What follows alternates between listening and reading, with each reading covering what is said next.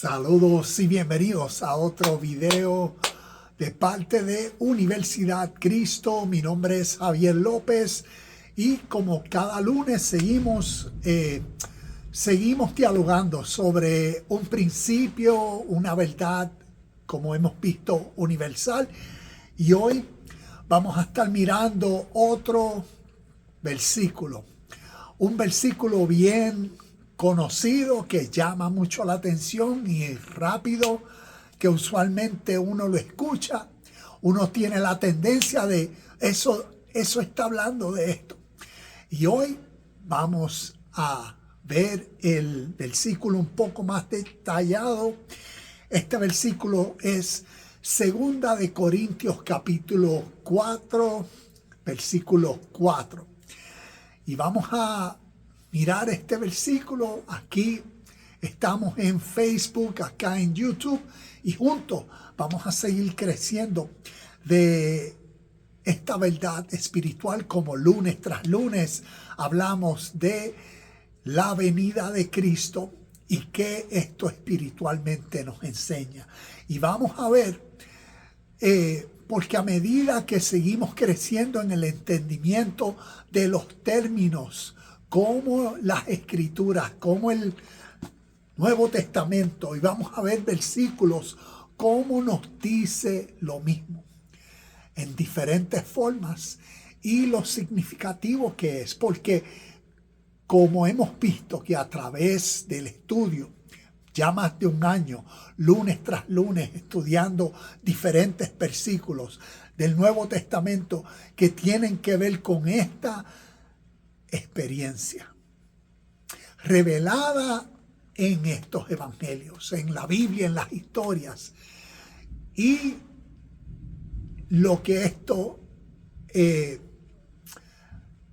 lo que tiene que ver con nosotros hoy, como nuestro estado de vida presente. Porque a medida que vamos comprendiendo este concepto, esta verdad espiritual de la venida de Cristo, y como he hecho en muchos de los videos, visualizar esto, la venida de Cristo.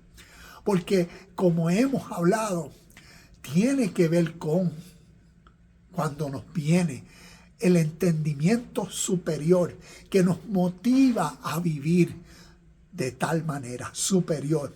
Y por eso vamos a ver este versículo hoy, 2 de Corintios capítulo 4, versículo 4. Vamos a compararlo con otras escrituras para que nos ayude a comprenderlas mejor. Entonces, vamos a leer el versículo y vamos a continuar o a comenzar. 2 de Corintios 4:4, el versículo nos dice: el Dios, mira esto, el Dios de este mundo ha cegado la mente de estos incrédulos para que no vean la luz del glorioso evangelio de Cristo, el cual es la imagen de Dios. Y la pregunta que nos hacemos es: ¿quién es el Dios de este mundo? Recuerda, estamos leyendo Pablo, según 2 de Corintios, una carta escrita por Pablo. Tenemos que mirar el contexto del primer siglo. ¿A qué esto se puede estar refiriendo? ¿A quiénes? ¿Cuál era, como decir, el contexto geopolítico del área? ¿Quiénes fueron los que recibieron estas cartas?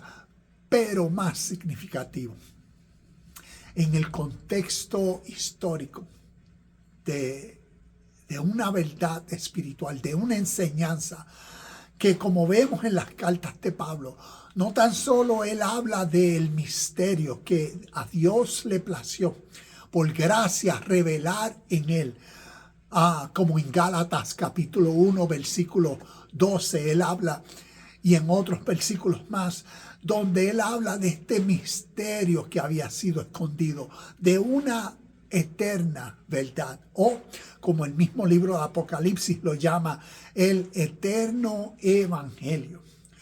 Cuando miramos una verdad eterna, una verdad universal, entonces miremos cómo a través de la historia se ha definido lo que en este versículo se le llama el Dios de este mundo. ¿Ves? Recuerda, poniéndonos en el contexto, para que también en nuestro contexto nos ayude a entender ese Dios de este mundo. Porque nos vamos a dar cuenta cómo a través de la naturaleza humana se está refiriendo a una misma realidad. Entonces, vamos a comenzar a definir estos términos. ¿Qué piensas? ¿Qué tú piensas? Cuando dice el Dios de este mundo, ¿de quién está hablando? Si puedes dejar aquí en los comentarios tu respuesta, sería un deleite, pero entonces vamos a continuar. Tengo esta pregunta. ¿Qué esotéricamente? Segunda de Corintios 4:4 nos enseña. Y recuerda que cada vez que utilizo el término esotérico o esotéricamente, entonces lo que naturalmente estoy diciendo es, o haciendo en esta pregunta, ¿qué más profundo? Vamos a indagar en las profundidades de este versículo. Nos podemos quedar, como decir, y he hablado, en la letra superficial, que cuando escuchamos un versículo así, ya basado a cómo interpretamos la letra de una manera literal, pues ya decimos, bueno, eso se está refiriendo a este o aquello. Y tal vez podemos citar versículos para, como quien dice, solidificar nuestra respuesta. Pero aquí estamos creciendo en verdades espirituales, en conceptos espirituales que vamos a discernir. ¿Ves? Por eso vamos a profundizar, por eso vamos a indagar, para aprender, comprender unas verdades espirituales y cómo realidades de nuestra experiencia natural a través de la historia, en historias, en literatura, ¿ves? Se ha compartido. Entonces, el Dios de este siglo, ¿a qué se refiere? Mira esto, mira la respuesta. Está hablando de nuestra mente egocéntrica. Mira, el Dios de este mundo está describiendo dentro del ser humano una realidad natural, un estado de mentalidad, un estado del ser. Nuevamente, el Dios de este mundo como nuestra mente inferior. Tengamos eso, visualiza esto, es como decir nuestra mente superior y nuestra mente inferior. Vamos a decir nuestra mente inferior es, como nos dice aquí, esa mente egoísta. Vemos que en Mateo capítulo 16, versículo 24, Cristo Jesús o Jesucristo le está diciendo a Pedro, y como decir a los discípulos, el que quiera seguirme tiene que morir a su egoísta manera de ser o de vivir. ¿Ves? A eso se refiere. A través de la historia, el Dios de este mundo está describiendo de una forma nuestra manera de pensar, como decir inferior, egoísta. Que de ahí es la, como decir, la mentalidad apegada al contexto de nuestro mundo y cómo naturalmente hemos sido condicionados.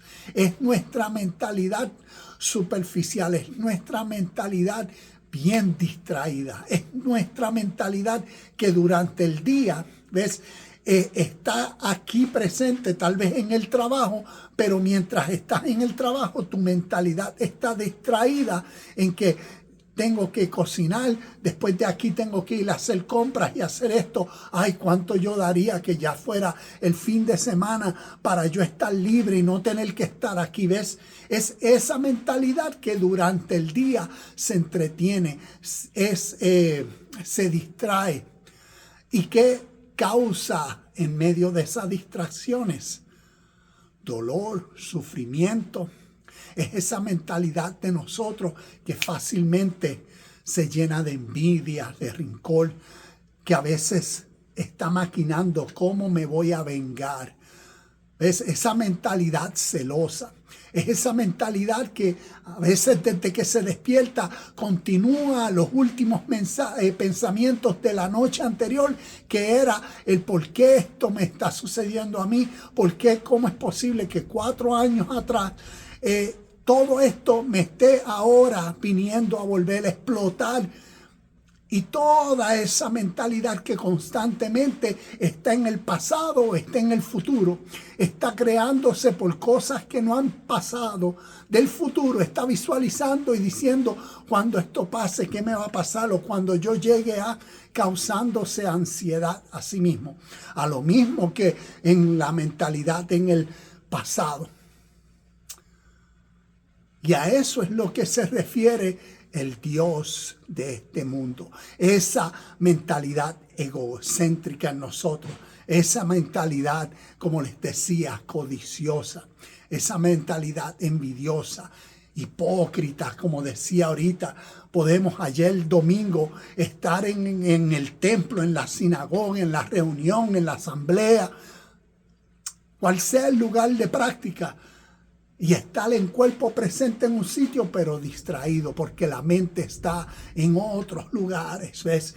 Y a esa mentalidad inferior de nosotros, a esa mentalidad también Gálatas capítulo 5, versículos, entiendo que del 19 al 21 creo, la describe con características, ¿ves?, que salen, y los designios de la carne son celo, avaricia, envidia, lujuria, y todas estas características, ¿ves?, para describir el Dios de este mundo.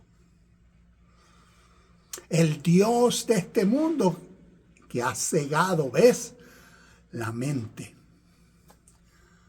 Entonces, mira, si leemos Efesios capítulo 2, versículo 2, mira también cómo Pablo lo describe.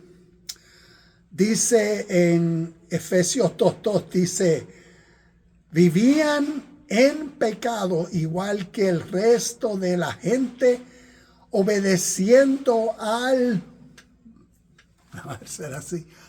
diablo. ¿Y quién es el diablo? Mira cómo lo dice. Estoy leyendo la Nueva Traducción Viviente. Y dice,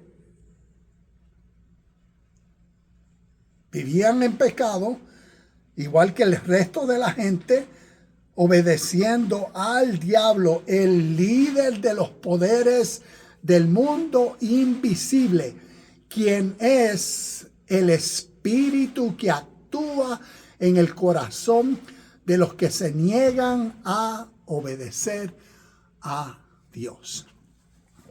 Y vemos el Dios de este mundo. Esa mentalidad que presente, ¿ves? Por eso es que está gobernando en los lugares invisibles, los pensamientos, las emociones. ¿Y qué?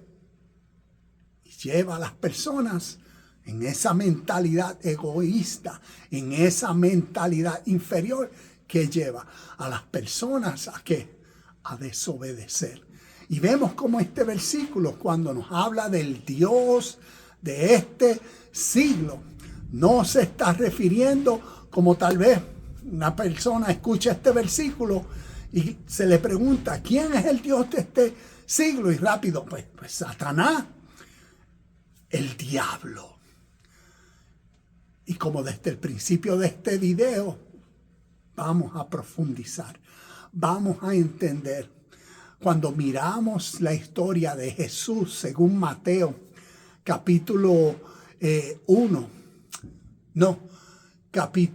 4, Mateo capítulo 4, versículos del 1 al 11, donde nos dice la historia, Jesús en el desierto, siendo tentado por el diablo y Satanás. Nos podemos quedar en la historia de que esto fue lo que le sucedió a Jesús hace más de 2000 años, por cuanto interpretamos estas historias literalmente. Pero aquí, como les decía desde el principio, esotéricamente, procurando profundizar, procurando entender estos conceptos de la historia, estas verdades eternas y universales, que a través de una historia así.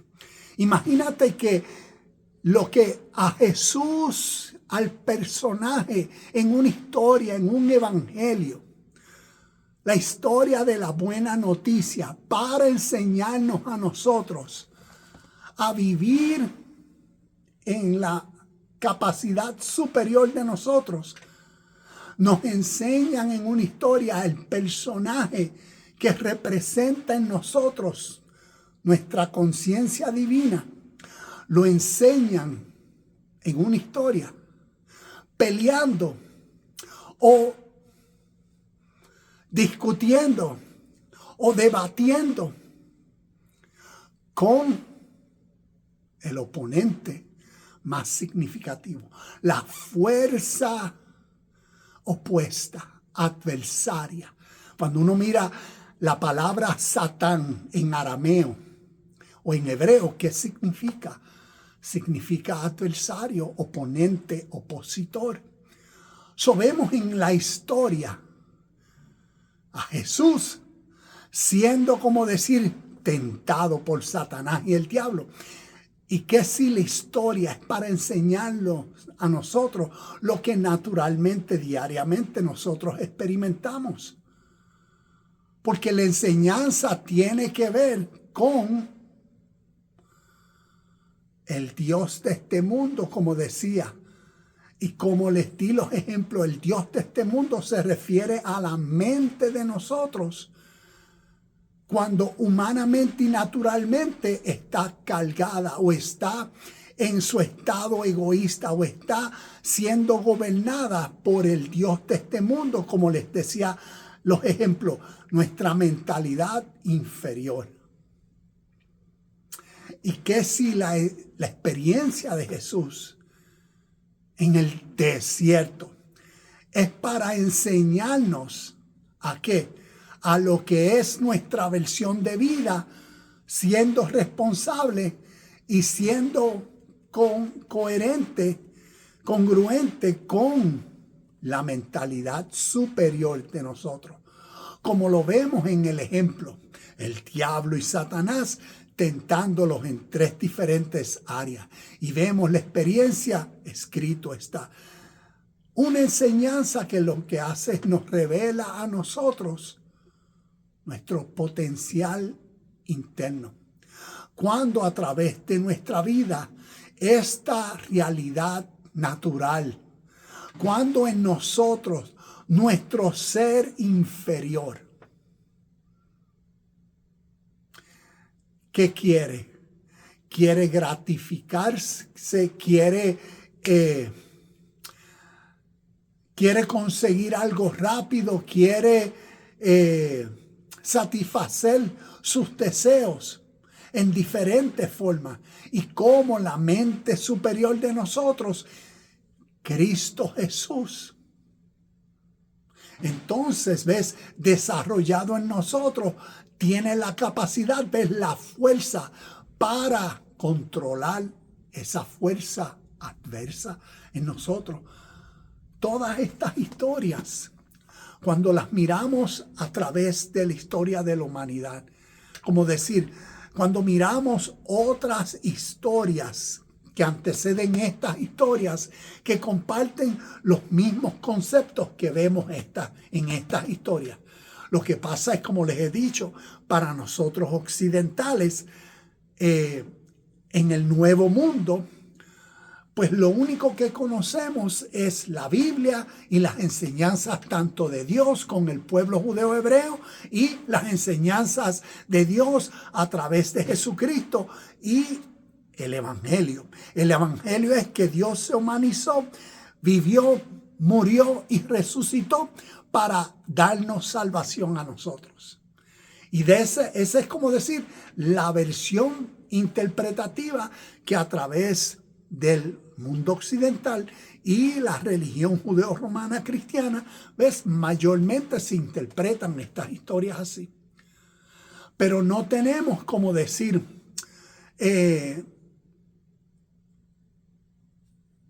otras referencias. Y cuando miramos a la historia podemos ver otras historias, otras referencias, otros pueblos, lenguas y naciones que han lidiado con los mismos conceptos, términos, principios significativos, divinos, espirituales que vemos en la Biblia. Otras tierras, lenguas, naciones han lidiado con ellos muchos años antes. Y cuando uno entonces, a través de la historia, para entender estas historias mejor, mira lo que, como decir, esto que nosotros llamamos el diablo y Satanás, que a través de la historias antes de esta, cómo ese personaje o cómo esa verdad interna del ser humano que describe cuando el ser humano vive egoísta, cuando el ser humano vive superficial, cuando el ser humano en su estado presente se siente confundido, se siente desatisfecho, se siente desmoralizado, está preocupado o ansioso. Cómo a través de la historia, ves cómo esa mentalidad en un ser humano que en el estado presente lo tiene confundido, se ha descrito en historia. Cómo esa mentalidad que tiene a un ser humano cargado de celos, de envidia, codicioso, ambicioso, celoso. Cómo esa mentalidad, se ha expresado en la historia, en historias antes de esta. Y cuando uno ve, por eso, cuando uno ve la historia, vemos, como decir, un lenguaje universal que llamamos el lenguaje espiritual. Como les decía, vemos una coherencia de principios espirituales que a través de la historia de la humanidad se comparten. Porque están hablando de verdades de la vida natural, pero utilizan y han utilizado un lenguaje bien poético o bien simbólico, alegórico, para expresar verdades abstractas, para expresar la realidad de pensamientos y la cadena de efectos que pensamientos, que intenciones cargan y crean, y después las consecuencias. Imagínate, ¿ves? Por eso estamos hablando de cosas invisibles, espirituales, pero reales en la humanidad, en todo ser humano. Y por eso vemos como nos dicen verdades eternas. Nuevamente, algo que nos ayuda a entender tanto la realidad de Dios, su reino, la mente de Cristo, o como estamos hablando aquí, el concepto de el Dios de este mundo, o las referencias a el diablo y Satanás. Cuando nosotros procuramos profundizar, ¿ves? Y ir más allá de una simple lectura literal y cómo a través de nuestra fe y la religión y la teología que en el mundo occidental a nosotros nos formalizó. Si vamos más allá de ese tipo de interpretación literal superficial, podemos entonces, como decir, descubrir, podemos extraer una profundidad de significados que nos ayudan a comprender no tan solo las historias, pero la historia, la humanidad y más aún, más significativo, nuestra relación con estas enseñanzas en nuestro contexto de hoy, porque nos están hablando de una realidad de hoy, de nuestra experiencia de vida. Porque el Dios de este mundo siempre ha sido el mismo. Y lo que está describiendo es la mente fuera de la unión divina. Y como en esta serie de videos que hago, la venida de Cristo es para describir la unión de uno, ¿ves? En el estado de vida de uno presente, despierto, atento, que uno dice, wow. Y se responsabiliza, le presta atención a la realidad y experiencias de la vida. En vez de, si es como decir, y daba el ejemplo ahorita, una persona en el trabajo, pues en el trabajo trabaja, se enfoca, es atento a servir y a hacer todo lo que le corresponde como merece, porque uno está expresando ahí, ves, la unión divina con Dios, o lo que llamamos la venida de Cristo, ves, esa mente superior en uno a través de quien uno es, de cómo uno hace lo que hace. Yo aquí estoy compartiendo esto. Yo llevo más de 13 años que salí de América Corporativa. Pero recuerdo en el trabajo, ojalá, como diríamos, ojalá yo tuviese la mente de Cristo cuando trabajaba. Me doy cuenta que cuando trabajaba, lo que predominaba en mí era el Dios de este mundo. Porque era el tipo de trabajador, y no siempre, pero por años, fui el tipo de trabajador frustrado en el trabajo. Que no me gustaba lo que hacía, pero lo tenía que hacer por el deber.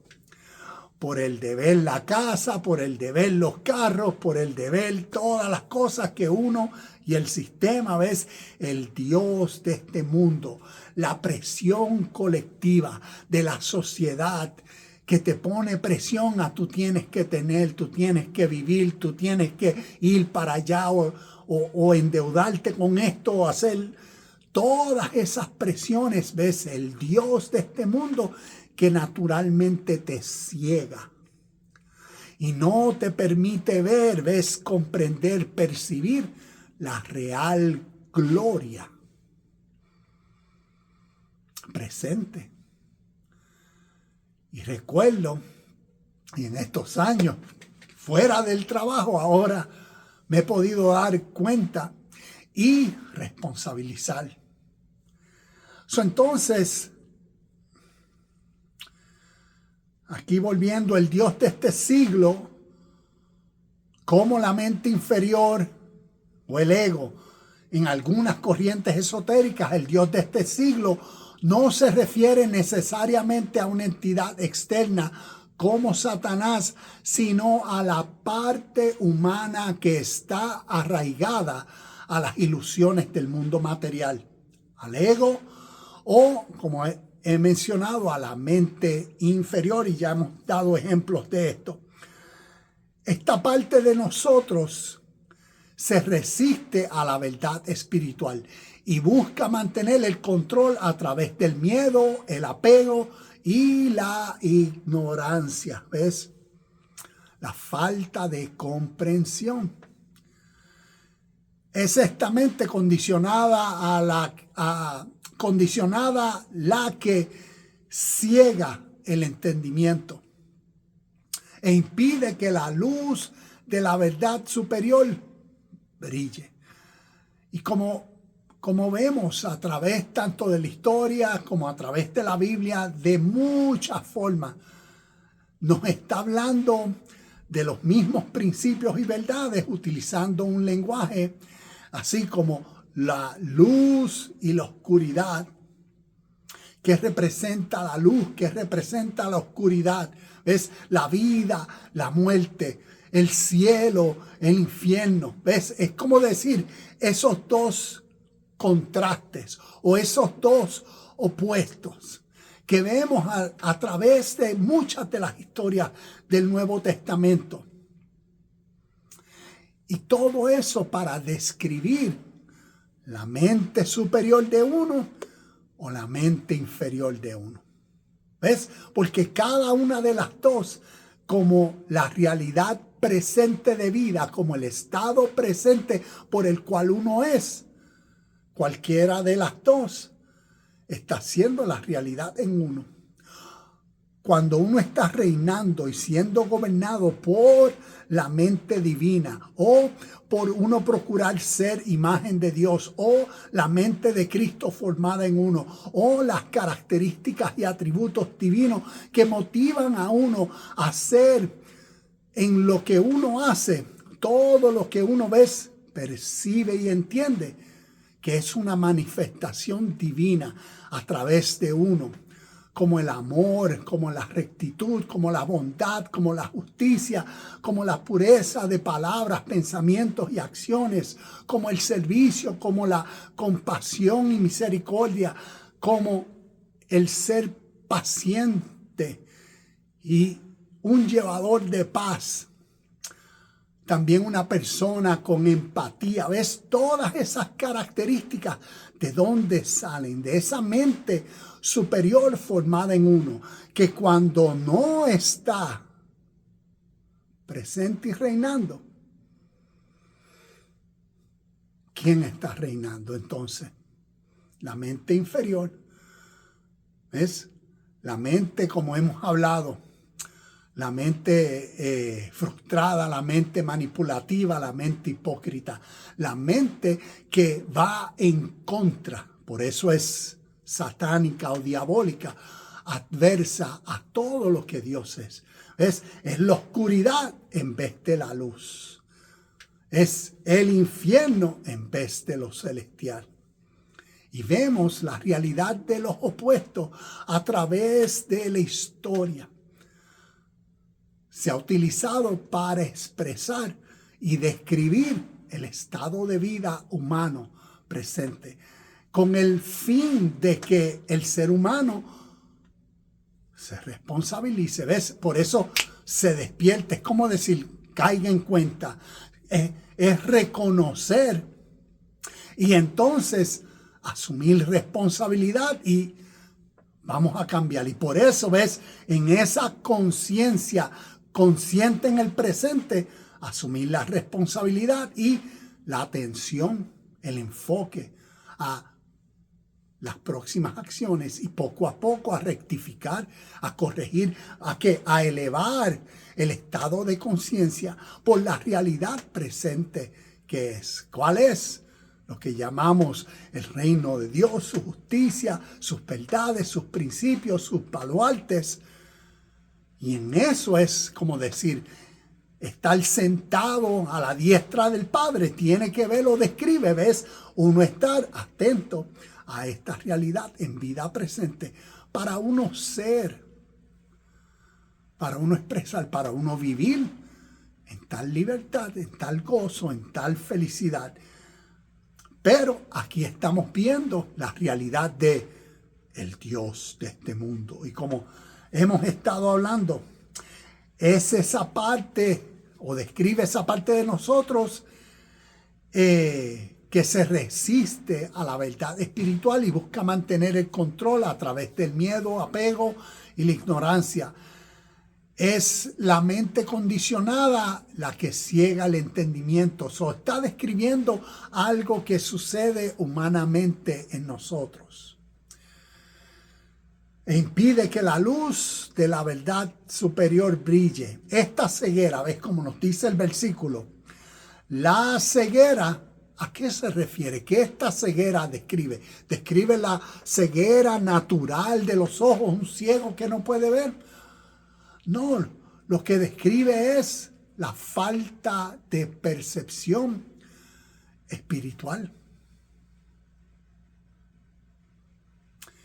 La ceguera mencionada no sería una ceguera física, sino una incapacidad para percibir las realidades espirituales o verdades más elevadas.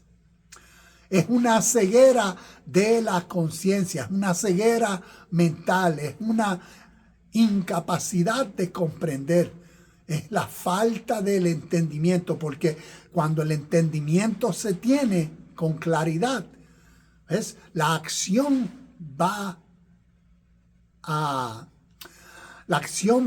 ir en línea del verdadero entendimiento que uno dice que tiene. Se demuestra a través de las acciones el verdadero entendimiento que se tiene. Y cuando la mentalidad está ciega, ¿ves? Es la falta, es un estado de inconsciencia o ignorancia que impide ver la verdadera naturaleza de la realidad y la divinidad inherente en todo. También el versículo nos habla de la luz del evangelio. Y aquí vamos a ver, ¿ves? Los opuestos. La luz del evangelio a través de del Nuevo Testamento, vemos muchas referencias a la luz, ¿ves? A la iluminación. ¿Y qué todo esto describe? Describe a la comprensión, al entendimiento. Describe cuando uno entonces, ves, es como decir, es iluminado. Uno está ahora atento por verdades. Porque ahora uno comprende unas verdades y son tan valiosas que entonces motivan a uno a accionar correctamente o en acuerdo a la luz revelada, en este caso, la luz del evangelio de la gloria de Cristo. El evangelio como la buena noticia de la gloria de Cristo, de el poder de Cristo. Y como en este canal y en el canal de YouTube, Universidad Cristo, que llevamos compartiendo ya por más de 3 años, de la realidad de lo que Cristo es. Cristo como decir, Cristo como la mentalidad superior formada en nosotros. Cristo como esa chispa, ese despertar, esa atención y enfoque en uno a través del día. Porque entendemos que la realidad de todos estos conceptos, historias y verdades espirituales, por cuanto son eternas y desde la historia, otras lenguas, pueblos y naciones nos llevan compartiendo la misma esencia y verdad, para que en lo que nos resta de vida, en nuestro presente, prestemos atención y podamos elevar nuestro estado de vida presente al máximo, al supremo, ¿ves? A manifestar la gloria de Cristo en nosotros, que es como decir, a nosotros en vida ser la máxima expresión capaz posible en nuestra humanidad. Porque es como decir, lo que Cristo representa es esa mentalidad divina, como nuestra voz interna, maestro de vida, que nos guía a través de y la próxima acción, y la próxima acción, y la próxima acción. Y esa es la luz del evangelio. ¿Ves? La buena noticia es la buena noticia de una enseñanza para uno. La buena noticia es que uno entienda que la buena noticia es esta realidad interior que cada uno de nosotros contiene.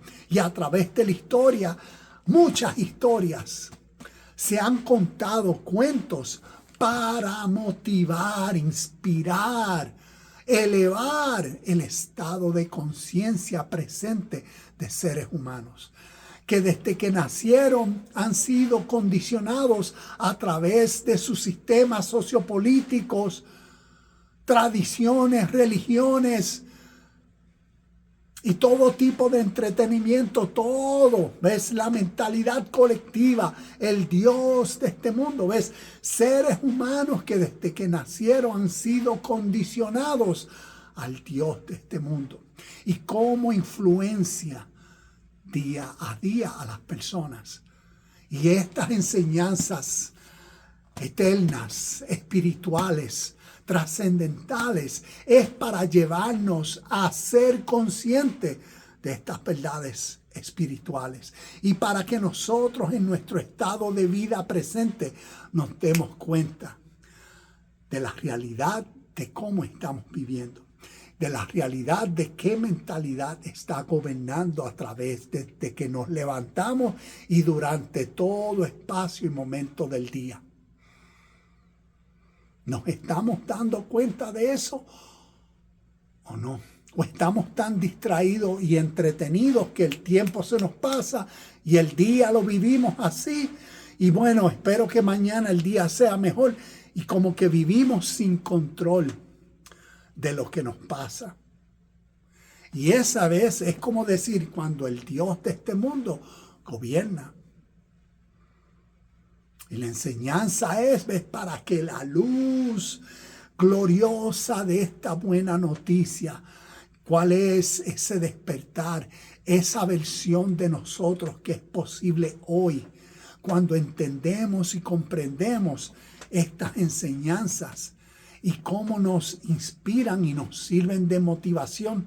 ¿Para qué? Para nosotros ser nuestra divina versión, nuestra pura versión, nuestra recta versión. No está diciendo de ser personas religiosas, no, nada de eso. De ser seres humanos a la mejor capacidad posible. Y queda de nuestra disposición, de nuestra voluntad, de nuestro empeño. Y por eso el ser consciente, el tomar la próxima decisión, el que nuestra identidad sea esta, sea la recta, nuestra identidad sea la imagen de Dios. ¿Ves? Para que eso se dé, eso no pasa por milagro o por magia. No, eso sucede con intención y deseo y comprensión y entendimiento y práctica. Y práctica, y diariamente práctica, para hacer, para convivir, para perfeccionar, para madurar, para corregir, para mejorar, para experimentar la realidad verdadera de ver a Dios en todo y en todos. ¿Y cómo se ve esa realidad? ¿Ves? Cuando este evangelio brilla y cuando el Dios de este mundo, esa mentalidad inferior cae. ¿Por qué? Porque naturalmente cae cuando la mentalidad divina en nosotros, superior, la mente de Cristo formada en nosotros, ¿ves? Crece, madura, alumbra nuestro camino de vida. Nuevamente, la luz del evangelio de la gloria de Cristo como conocimiento iluminado o conciencia crística. El Evangelio no se limita a un conjunto de dogmas religiosas. Como muchas personas escuchan el Evangelio, bueno, pues las dogmas religiosas, mi religión, esto es lo que creemos, esta es nuestra fe. Como decía ahorita, la vida de Jesucristo, Él es nuestro Salvador y Señor, y esperamos que algún día, ves, la segunda venida de Cristo, todavía muchas personas a través de sus religiones y tradiciones esperan que un judío del primer siglo baje de las nubes algún día. Porque eso, según la tradición de fe judeo-romana cristiana, es lo que le han enseñado. Y por eso, ahí está su fe, en la letra superficial, en la lectura literal. Pero como desde el principio de este video, estamos procurando crecer en el entendimiento de verdades espirituales. Y como decía, esotéricamente, más profundo. Vamos a indagar verdades espirituales, conceptos, ideas que a través de la historia de la humanidad se han expresado en historias para darnos a conocer verdades de nuestra vida natural, para que motive el cambio, lo que a través de las enseñanzas, la mayor transformación de nuestro ser. ¿Y cómo se da? Se da interiormente, se da a medida que vamos entendiendo, comprendiendo estas verdades significativas.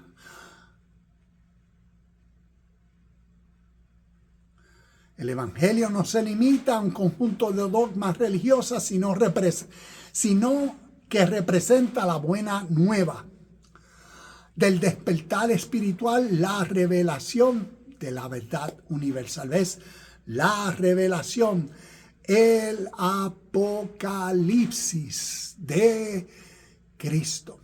Este Evangelio, esta buena noticia, como decir, el último libro de la Biblia, que el libro de Apocalipsis, lo que todas las historias enseñan lo mismo, el mismo principio, y es el despertar. ¿Ves? La revelación es el entendimiento, la comprensión de qué, de nuestra capacidad de vivir en este estado de vida presente y lo que nos resta de vida a una versión superior de nosotros.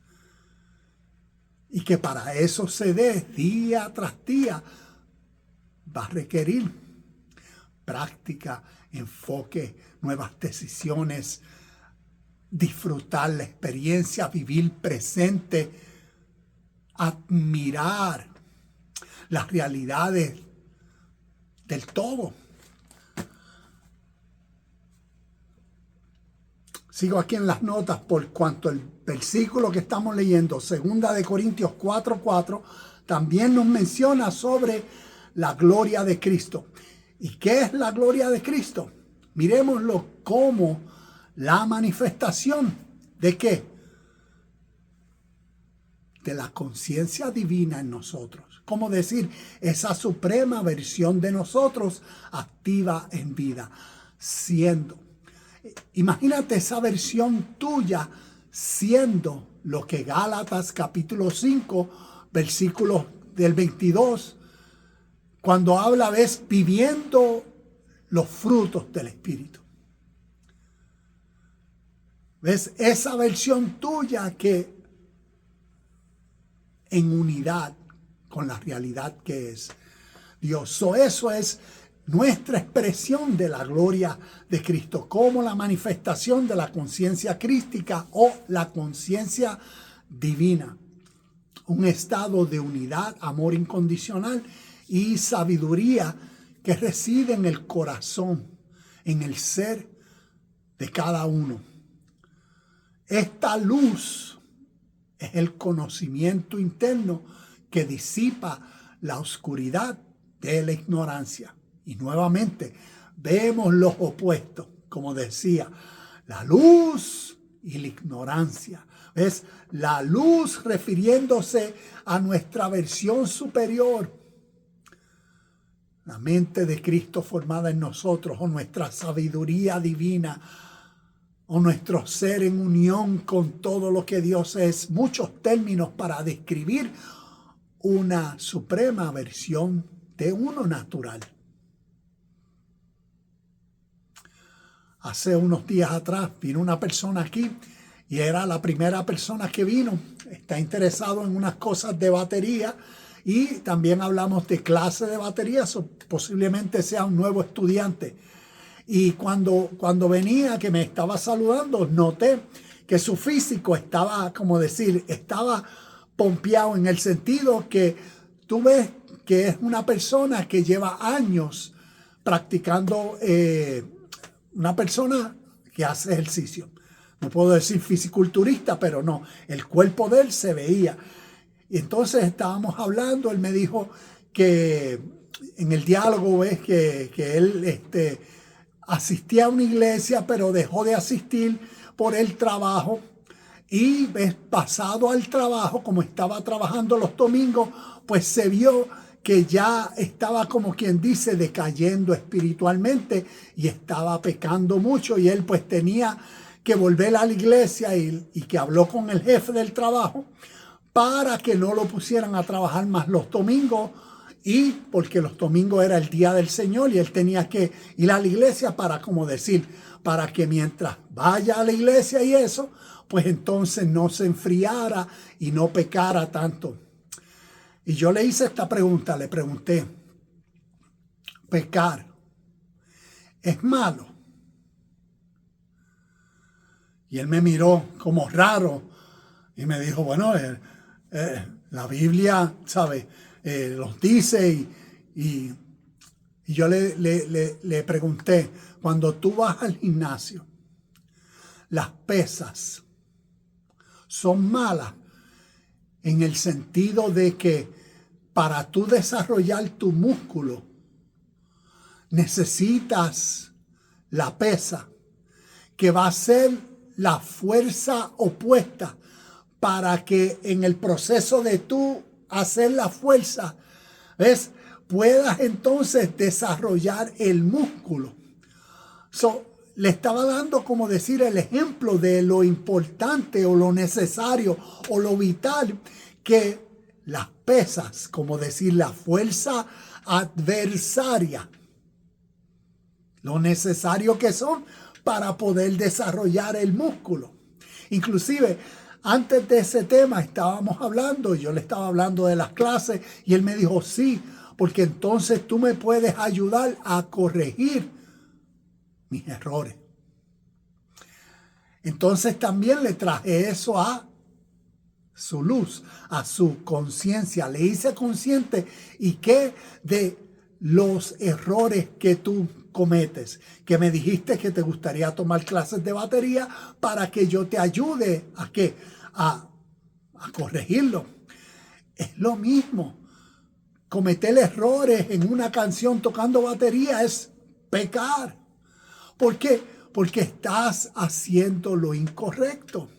Y ahora cuando haces lo incorrecto, ¿ves?, te puedes dar cuenta, estoy haciendo lo incorrecto.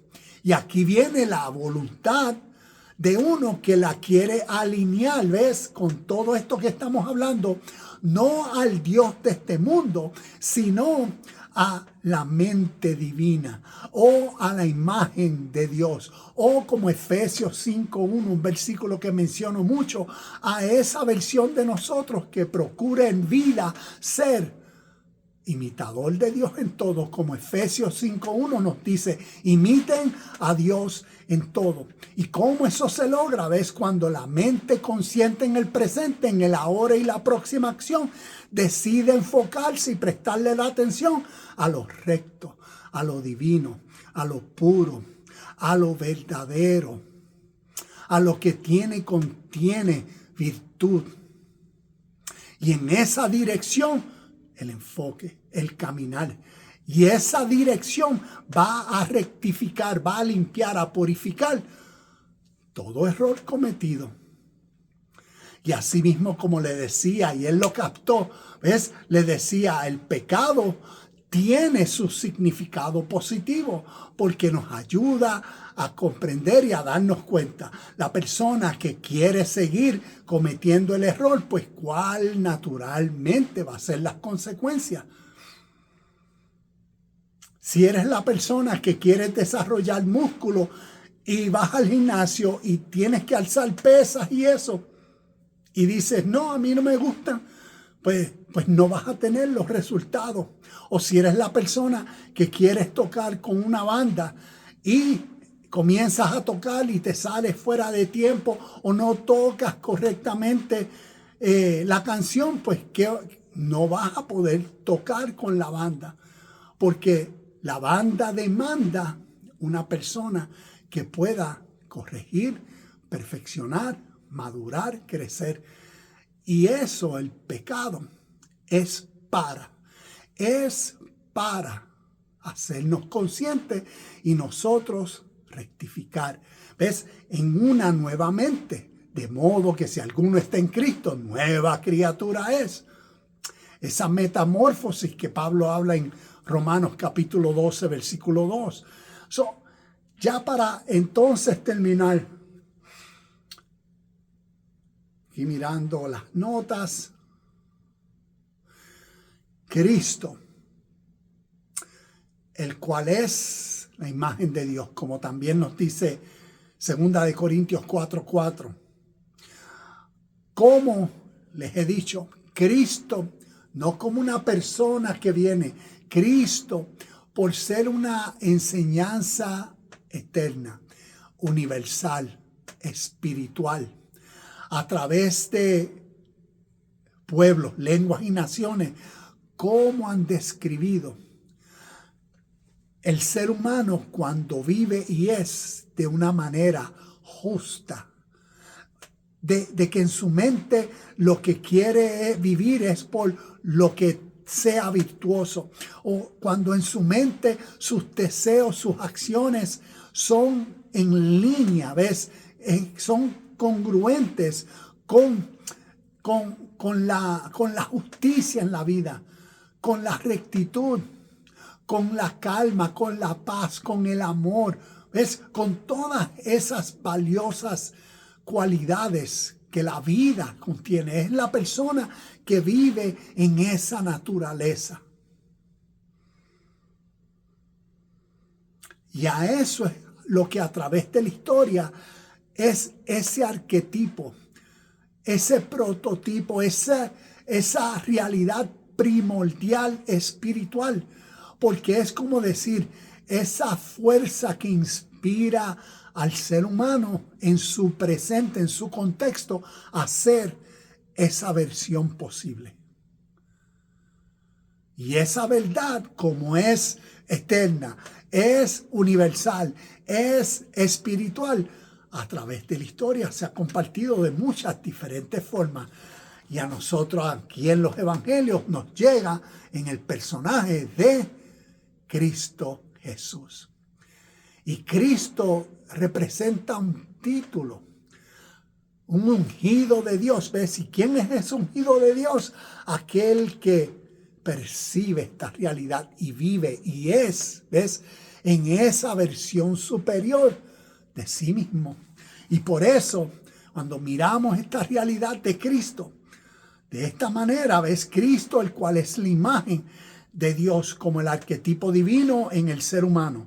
Cristo, en un sentido esotérico, no es una figura histórica, sino un arquetipo o un estado de conciencia que representa la perfección divina que todos podemos alcanzar. Ser imagen de Dios.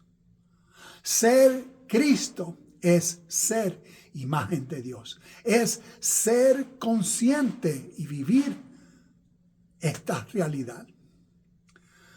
Y ser imagen de Dios significa que llevamos la esencia divina dentro de nosotros.